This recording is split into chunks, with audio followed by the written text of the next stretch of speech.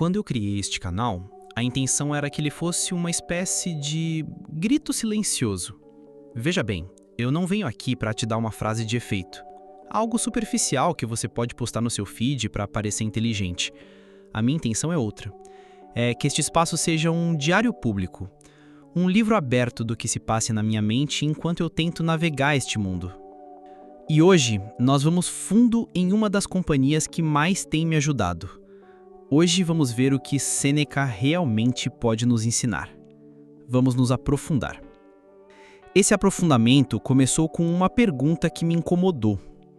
Depois da minha crise, depois que as palavras dele me ajudaram a encontrar o chão, eu me perguntei, quem era, de verdade, o homem que escreveu isso? Seria fácil imaginá-lo como um sábio barbudo, meditando em uma montanha, longe dos problemas do mundo. A realidade, descobri, era muito mais complexa e humana. Lúcio Anneo Sêneca não era um monge. Ele foi um dos homens mais ricos e poderosos de todo o Império Romano.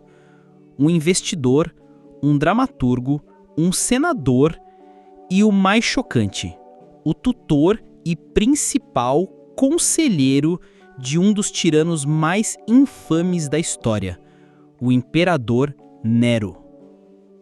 Meu primeiro pensamento foi de decepção. Como um homem que pregava o desapego e a tranquilidade da alma podia estar tão mergulhado no poder, na riqueza e na política suja de Roma? Como o autor de Sobre a Brevidade da Vida podia estar tão ocupado? Ele não era um hipócrita?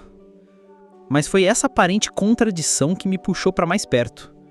Sêneca não escreveu de uma torre de marfim. Ele escreveu do olho do furacão.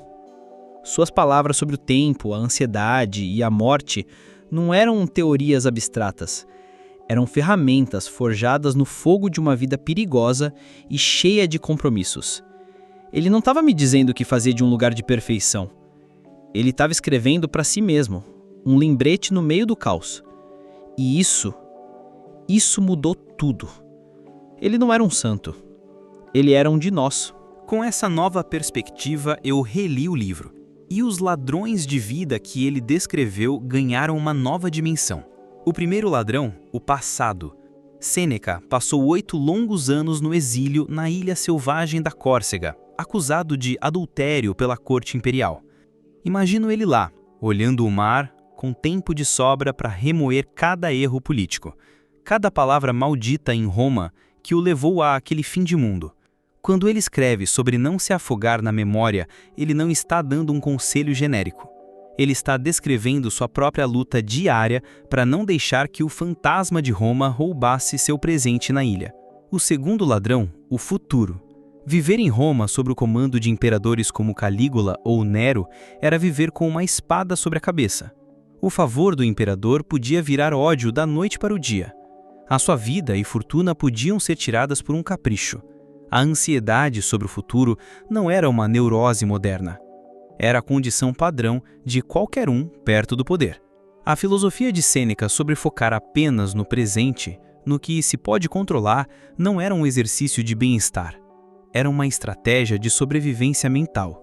Mas foi o terceiro ladrão que me atingiu em cheio: os outros. Sêneca descreve com desprezo os ocupados. Em Roma, havia um ritual diário chamado salutatio. Clientes menos importantes passavam suas manhãs inteiras esperando na antessala de um patrono rico e poderoso apenas para dizer bom dia e talvez receber uma migalha de favor. Eles sacrificavam o bem mais valioso, o tempo, pela esperança de um ganho trivial. E então, eu olhei para a minha vida, para minha caixa de entrada de e-mails, para as notificações incessantes, para as reuniões que poderiam ser uma mensagem, para a necessidade de responder tudo e a todos, imediatamente. E eu percebi.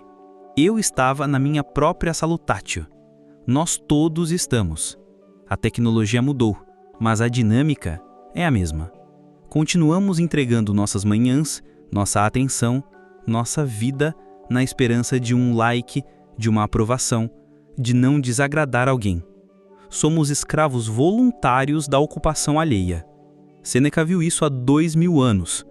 e nós ainda não aprendemos a lição. Entender a vida de Sêneca me deu o contexto, mas entender a sua morte me deu a verdadeira medida de sua filosofia. No fim da vida, Nero, seu antigo pupilo, paranoico e enciumado, voltou-se contra ele.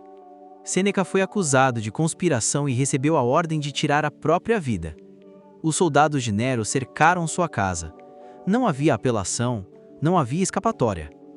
A tempestade final havia chegado. E foi nesse momento, o teste definitivo de qualquer filosofia, que Sêneca provou não ser um hipócrita. Relatos históricos contam que ele enfrentou a ordem com uma calma que chocou os presentes. Ele consolou sua esposa, Paulina, e seus amigos. Ele não se desesperou com o tempo que estava perdendo, mas usou os últimos momentos que tinha com presença e dignidade, discursando sobre a natureza da vida e da morte enquanto se preparava para o fim. Sua vida inteira foi uma preparação para aquele momento. Cada palavra que ele escreveu sobre não temer o futuro, sobre aceitar o que não se pode controlar, sobre focar na qualidade da vida e não na sua duração, foi posta à prova. E ele não falhou. E é aí que a ideia de vida larga me atingiu com toda a força. Sêneca foi forçado a ter uma vida breve, mas ele escolheu ter uma vida larga. Larga em sabedoria, em amizade, em propósito. E no fim, é só isso que importa. A minha jornada com este livro me ensinou a demitir os ladrões de tempo, a dizer não, a valorizar o agora. Mas a jornada pela vida de Sêneca me ensinou o porquê. Não é para ser mais produtivo, não é para ter mais sucesso. É para que, quando o nosso momento final chegar, seja hoje ou daqui a 50 anos, possamos olhar para trás e saber com serenidade que nós não apenas existimos, nós vivemos. Fala pessoal, Fenrir aqui, mais um final de vídeo. Espero que tenha aproveitado. No último vídeo eu falei sobre o livro e sobre o meu link, mas como o canal ainda é novo, eu não posso compartilhá-lo na descrição. Mas não tem problema, vocês podem procurá-lo mesmo assim. Caso esteja vendo esse vídeo no futuro, dê uma olhada na descrição. Mas de verdade, você já ajuda se inscrevendo, curtindo e compartilhando esse vídeo.